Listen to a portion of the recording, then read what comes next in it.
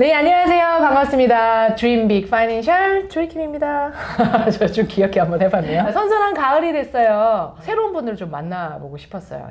저만 혼자 하니까 좀 드라이하기도 하고, 또 이 재정에 대해서는 사실 이런 뭐 인슈런스, 연금, 뭐 이런 기본적인 컨셉뿐만 아니라 플러스 실질적으로 부동산이든 융자든 뭐 인베스트먼이든 등등등의 그 전문인들이 사실 다 같이 재정 관리 해 주시는 분이기 때문에, 그래서 진짜 찐 전문가를 좀 오늘 만나뵈러 왔습니다. 이 졸지아에서 집 융자는 제일 잘한다라고 제가 소문을 통해서 알고 있는데요. 우리 몰기지맥의 대표님 되시는 표정원 대표님 모셨습니다. 예, 안녕하세요. 아틀란타에서 집융자 제일 잘하는 표정원입니다.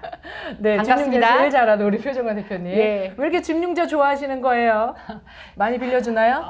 예, 집융자를 신청하시면 무조건 빌려드립니다. 언제든지 전화 주십시오. 이렇게 좋습니다. 사장님, 제가요, 은퇴하시는 분들, 은퇴를 준비하시는 분들 많이 뵙잖아요. 근데 굉장히 안타까운 분 한 분 만났어요.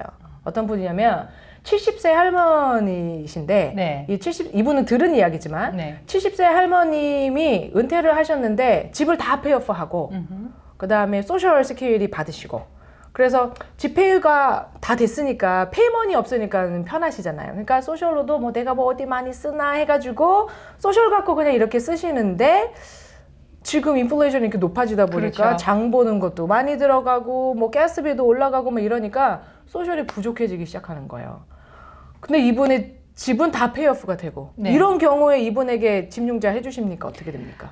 집융자 할 수 없습니다. 이분은 지금 아시다시피 이 조지아 아틀란타 에어리아에 상당히 연령이 높습니다. 은퇴하시고도 많이 시니어분들 오시고 많으시죠. 그렇죠. 네. 그래서 사실 뭐 집 몰개지 하나 페이업 했으니까 뭐 내 앞으로 내가 인생은 아무 무리 없다 생각을 하시지만, 많은 분들이 그 집 페이먼만 없으면 되는 줄 아시지만 집 페이먼 이상의 우리가 들어간 돈이 많지 않습니까? 맞아요. 예, 그리고 또 노년에 좀 퀄리티, 그러니까 양보다 질이 높은 생활을 해야 되는데, 그러면 사실 우리가 매달 들어가는 생활비가 도저히 그 SSA, 그러니까 그 소셜 연금으로는 살기가 정말 부족하죠. 빠듯해요.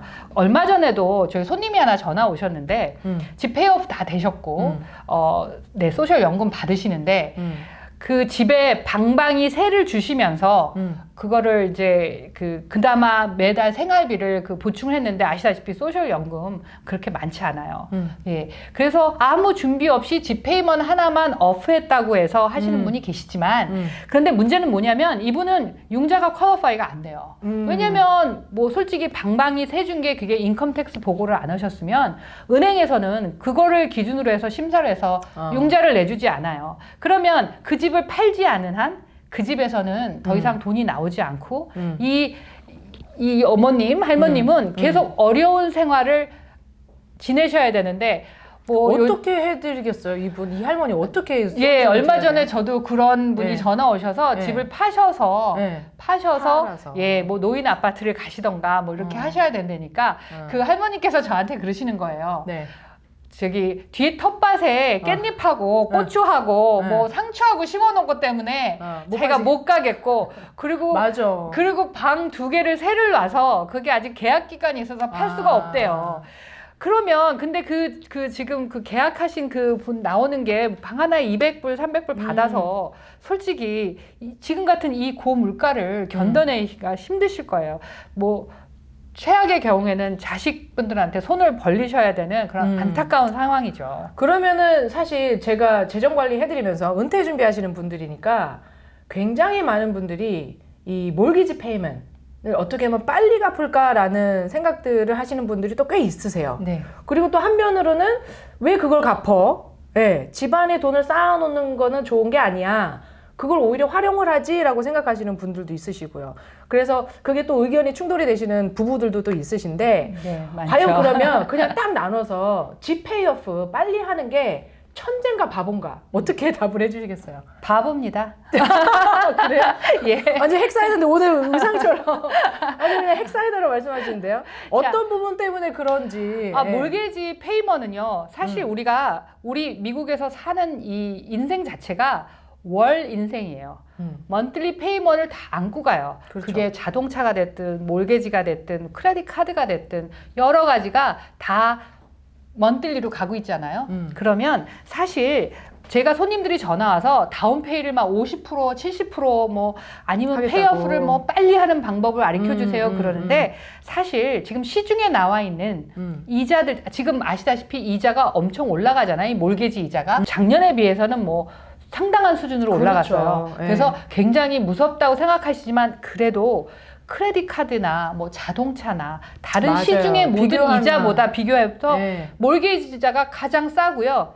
보통 우리가 30년 고정 몰게지를 하잖아요. 30년 동안은 그 이자는 변하지 않아요. 대신 크레딧 카드나 이런 다른 그 자동차나 이런 이자는 변할 수 있는 이자입니다. 그러네요. 그러면 가장 안정적인 이자를 그거를 빨리 페이오프하고 불안정한 이자로 간다는 거는 그런 좋은 일은 아니에요. 특히 지금 아시다시피 우리가 그 집은 그 밸류가 많이 올랐잖아요. 2015년 대비해 갖고 보통 한 2배 반 정도가 올랐다 그래요. 그래서 손님 한 분이 30만 불짜리 융자가 남아 있는데 지금 밸류가 60만 불이니 내가 여기서 내 에quity 융자를 좀 꺼내달라. 그런데 지금 에quity 융자가 7.5%가 넘어요. 그러니까 2차 융자 말씀드리는 그쵸. 더 거예요. 높죠 원래. 그렇죠. 엄청 높고 거기다 그거는 고정이자가 아니에요.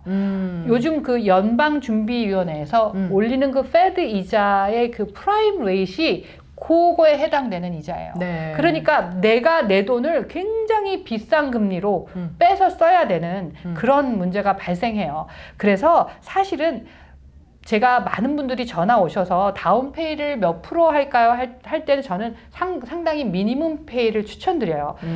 근데 미니멈 페이만 해서 융자가 퀄리파이 안 되시는 분이 있으면 할 수 없이 더 많은 페이를 하셔야겠지만 충분히 상황이 되면 그 재산을 조금 다른 데로 아니면은 나중에 인베스먼트 프로퍼티 투자용을 한두 개 더 사놓으셔서 그걸 조금 더 활용을 하시고 그렇잖아요. 집을 30만 불짜리 집이 60만 불이 됐다 그래도 내가 그때 가서 60만 불에 팔면 난 그 60만 불보다 더 비싼 집을 사야 돼요. 그게 뭐냐면 그 흐름이잖아요. 그렇죠? 집값이 오르면 다 같이 오르니까 맞아요. 다른 집도 오르니까 내 맞아요. 집만 오르는 게 아니에요. 맞아. 그렇기 때문에 그렇게 되면은 솔직히 집 한 채로서는 확실한 투자는 아니에요. 집은 한 두세 채 갖고 계시다가 만약 돈이 필요하시면 한 채 팔면 돼요. 그렇죠? 그런데 그 중간에 몰게지 페이먼은 그 투자해서 하는 몰게지 페이먼은 누가 내주냐면 테넌트가 내줘요. 그거는 다운페이만 있으면 충분히 활용 가능하고 나중에 올랐을 때 팔면 그 차액은 오로지 내 겁니다. 물론 세금은 내셔야겠지만 예, 오로지 내 겁니다. 네, 그래서 지금 말씀하신 게 집 페이오프에 대해서는 굳이 그쵸? 네, 그쵸? 빨리 뭔가 해야 되는 지금 막 쪼들려서 막 그렇죠. 그러실 필요 없는 돈 다 없습니다. 해서 어디 목돈 왔는데 왜 한국에서 온 그 목돈을 왜 원금을 그렇죠. 그거 솔직히 네. 조이 씨 상품 네. 많이 가지고 계시지만 네. 좋은 상품 많아요. 그거 네. 지금 만약에 지금 현재 몰게지가 지금 6%가 됐거든요. 30년 고정이자가. 그런데 더 좋은 그 프로핏을 남길 수 있다면 조금 더 좋은 곳에 투자하거나 네. 그러시는 게 더 현명할 것 같아요. 이거는 네. 전적으로 제 의견입니다만 네. 저는 그렇게 생각하고 제가 몰게지를 지금 시작한 지가 지금 30년이 넘었어요. 네, 너무 오래 한 것 같아요. 이제 그만할 때도 된 것 같은데. 근데 이렇게 길게 해보시니까 정말 얼마나 많은 클라이언트들을 만나보시고 많이 만났습니다. 느끼시고 나는 이렇게 해야겠다라고 또 생각을 네. 하실 거 아니에요. 얼마 전에 뵀던 분도 있고 좀 많은 분들이 그러세요. 우리가 한국에서 이민을 온 한국 정서가 있잖아요.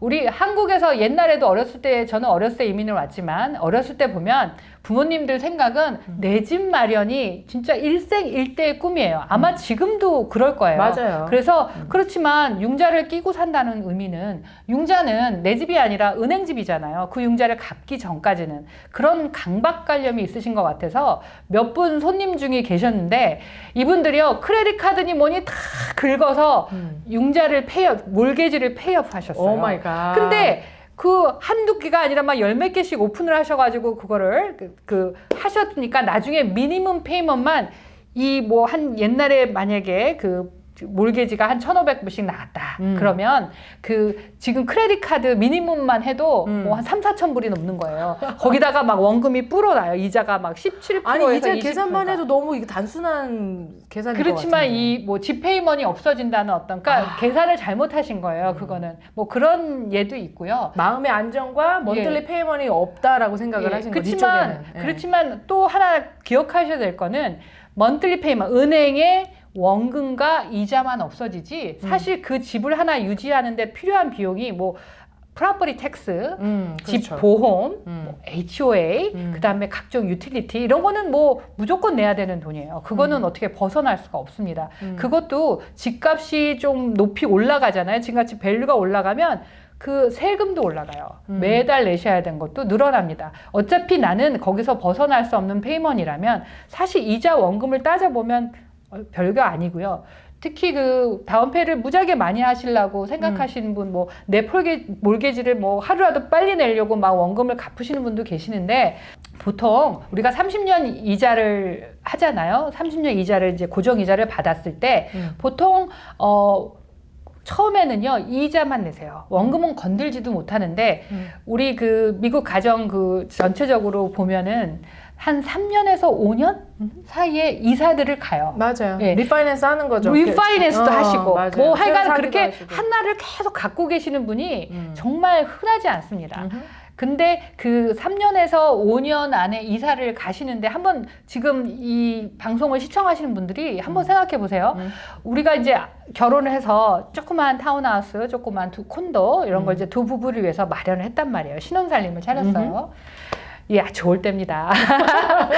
그러다가 이제 아이가 하나 생기니까 방 하나가 더 필요한 거예요. 그러니까 네. 조그만 타운하우스로 옮겼는데 네. 요 아이가 이제 하나 더 생기고 뭐 뛰어다니니까 그렇죠. 조그만 뒷마당이 필요해서 또 이사를 가고 또 이사를 갔다가 이제 얘네들이 좀 크니까 아 학군이 좀 좋은 데로 가야겠다. 그렇죠. 그래서 또 이사를 가고 그 학군에서 졸업을 시키고 독립을 하니까 아 집이 너무 커. 그럼 또 작은 집으로 이사를 가고 아마 지금 저기 시청하시는 분들 아마 눈 감고 가만 생각해 보시면 중간에 또 이자도 떨어져가서 또 한 번 합니다. 재융자도 하죠. 그 몰개지를 내두지가 않아요. 네. 근데 뭐 그거를 이렇게 빨리 페이업 하시려고 그러세요. 그거는 바보 같은 짓입니다. 이건 제 의견이지만. 네. 예. 이거를 그러면 제가 숫자적으로 한번 적용을 해서 한번 이야기를 해드려 볼게요. 이게 재정 관리하고 사실은 연관이 돼 있거든요. 네. 예를 들어서 10만 불을 더 다운페이를 하지 않고 10만 불을 더 빌리는 거죠. 어떻게 보면 네. 그거를 8% 이자를 받고 나는 이 10만 불을 8%로 활용을 하는 겁니다. 저축을 뭐 할 수 있겠죠. 그리고 양쪽에 8,000불, 8,000불의 매년 이자가 생기는데 다운을 했기 때문에 이제 이거는 더 뭐 페이먼이 더 많아지겠죠. 그렇죠. 근데 이 8,000불이 이자 포션이니까 이 이자 포션에 대해서 텍스 디덕션을 받잖아요. 그렇죠. 그러니까 8,000이 아니라 한 30%만 텍스 디덕션 그래요. 해도 예. 그렇죠. 솔직히 뭐 자녀분이 없으신 그냥 뭐 요즘엔 그 많이 혜택은 디펜던트에서 혜택은 많이 저기 없어졌지만 네. 솔직히 뭐 텍스 공제 받을 데가 없잖아요. 맞아요. 만약에 내가 싱글인데 뭐 1년에 한 8만 불 벌어요. 연봉이. 그러면 거진 2만 5천 불 정도는 텍스로 나가잖아요. 맞아요. 예. 미리 예. 다 떼고 나오죠. 월급제의 같은 경우에는. 그런데 보통 1년에 5천 불 정도는 세금 공제 혜택을 받아요. 맞아요. 예. 그럼 지금 금방 전에 같은 경우는 8,000불의 이자에 30% 공제 받고 하면 결국은 한 5,600불 정도만 내는 거거든요. 맞습니다. 그렇게 되고 만약에 아까 그 10만 불을 8% 이자로 벌었을 때 그거를 텍스를 연기시켜서 만약에 저축을 한다면